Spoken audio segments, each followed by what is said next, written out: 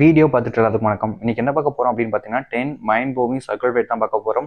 நம்மளோட சேனலுக்கு நீங்க ஃபர்ஸ்ட் டைம் பார்க்கறீங்கன்னா சேனலை மறக்காம சப்ஸ்கிரைப் பண்ணிக்கோங்க. பக்கத்தில் இருக்கக்கூடிய பெல் ஐக்கனை கிளிக் பண்ணிக்கோங்க. அப்பதான் போடக்கூடிய எந்த ஒரு தகவலாக இருந்தாலும் உங்களுக்கு நோட்டிஃபிகேஷனா உடனே கொண்டே வந்து கொண்டிருக்கும். அண்ட் உங்களுக்கு ஏதாச்சும் வேற ஏதாவது டாபிக்ல வீடியோ வேணும்னு நினைச்சீங்கன்னா மறக்காம காமெண்ட்ஸ் கமெண்ட் பண்ணுங்க. கண்டிப்பா அந்த ஒரு வீடியோ உங்களுக்காக வரும்.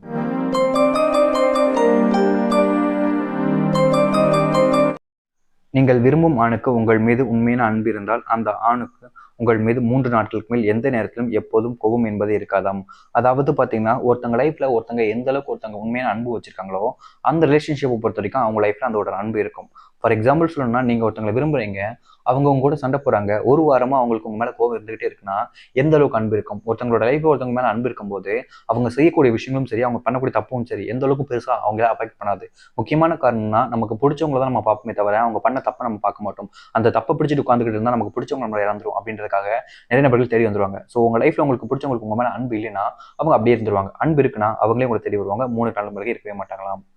நீங்கள் ஒரு விஷயத்தை ஒரு ஆணிடம் சொல்ல முயற்சி செய்யும் பொழுது அந்த ஆண் அதை கேட்காமல் மறுக்கிறார்கள் என்றால் அந்த ஆணுக்கு இப்போது உங்கள் முன் இருந்த பாசம் உங்கள் மீது இப்போ இல்லை என்றுதான் அர்த்தம். உங்க லைஃப்ல எப்பவுமே சரி, விரும்புறோம் அப்படின்னாலே கண்டிப்பா நம்ம சொல்லக்கூடிய விஷயங்களை நம்மளுடைய பார்ட்னர் கேட்டாதான் அதுல நம்மளோட லைஃப்ல ஒருத்தங்களுக்கு தேவையான ஒரு விஷயம் கிடைக்கவே ஆரம்பிக்கும்.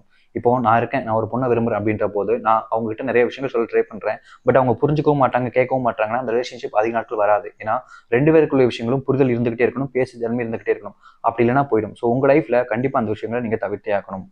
நீங்கள் விரும்பும் ஆணுடைய கண்ணை நீங்கள் பார்க்கும் பொழுது அவர்கள் என்ன நினைக்கிறார்கள் என்பதை உங்களால் தெரிந்து கொள்ள முடியவில்லை என்றால் நீங்கள் இன்னும் அந்த அளவிற்கு அவர்களை மனதால விரும்பவில்லை என்றுதான் அர்த்தம். இங்க எல்லா விஷயத்தையும் கண்ணை பார்த்து தெரிஞ்சுக்க முடியுமானா கண்டிப்பான முறையில் இருக்காது. ஆனா ஒரு விஷயம் சோகமா இருக்கும்போது ஒரு சில நேரத்துல சந்தோஷமா இருக்கிற மாதிரி சோகமா இருக்கிறது, அவங்களோட ஃபேஸ், அவங்களோட கண்ணை வச்சு, அவங்களோட வாயை வச்சு, அவங்களோட ஃபேஸ் ரியாக்ஷன் வச்சு, அவங்களோட பாடி ரியாக்ஷன் வச்சு நிறைய விஷயங்கள் தெரிஞ்சுக்க முடியும்.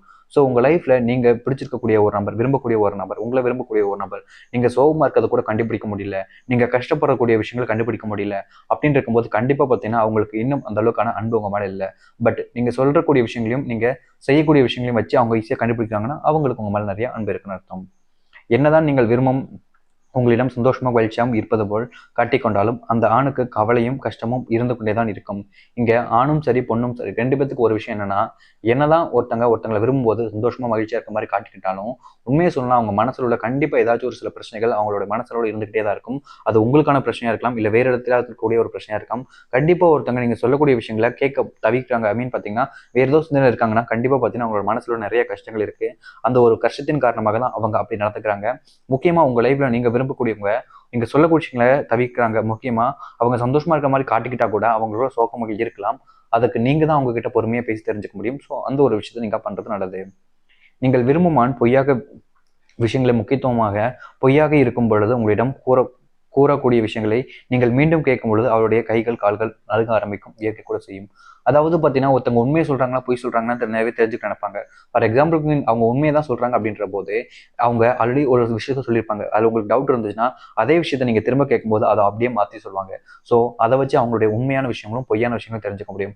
இல்லை உண்மையை நடந்த ஒரு விஷயத்த ஒருத்தவங்க சொல்லும் போது சின்ன சின்ன மிஸ்டேக் தான் இருக்கும், அதை வச்சு நீங்க ஈஸியாக கண்டுபிடிச்சலாம். பட் பொய்யான விஷயங்களை பார்த்தீங்கன்னா அப்படியே ஒரு விஷயம் மாற்றங்கள் நிறையவே ஏற்படும். ஸோ அதை வச்சு ஒரு உண்மையான விஷயத்துக்கும் பொய்யான விஷயத்துக்கும் நீங்க சிம்பிளாவே அதை வச்சு கண்டுபிடிக்க முடியும்.